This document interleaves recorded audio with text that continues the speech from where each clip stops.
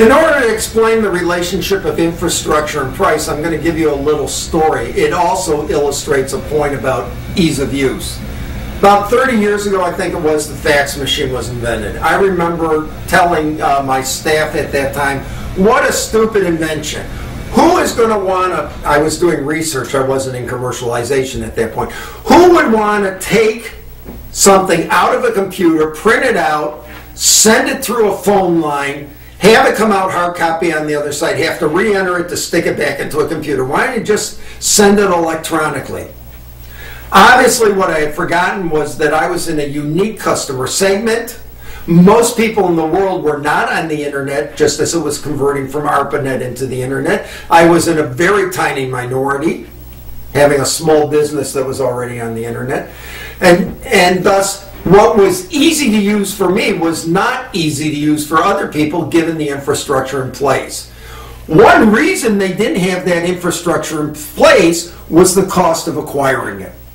When I got on the internet, I was in Port Townsend, Washington, out on the northeast tip of the Olympic Peninsula. We strung the line all the way from Seattle to Olympia, around through Tacoma, over to Olympia, and then back down along the land into Port Townsend, into our office. We had a dedicated landline.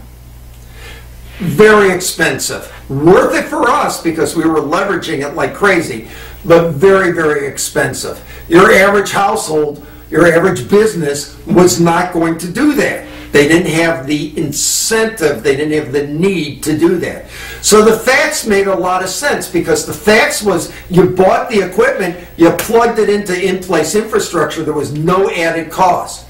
For us, we had already incurred the cost. It was a sunk cost. For everybody else, if they were going to go on the internet, they had to buy the computer. A lot of people were still using typewriters back then.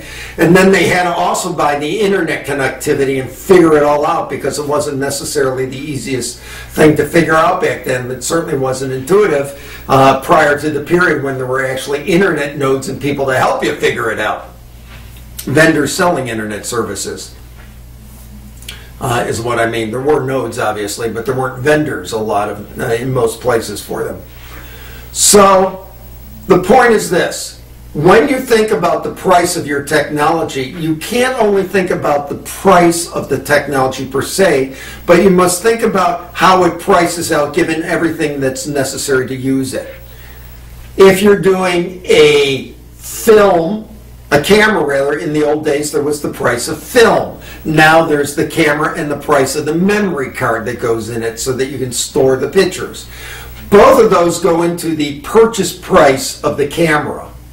Similarly, if you need special infrastructure to use the technology, typically the infrastructure is much more expensive, and that can be a killer on the price level for that technology.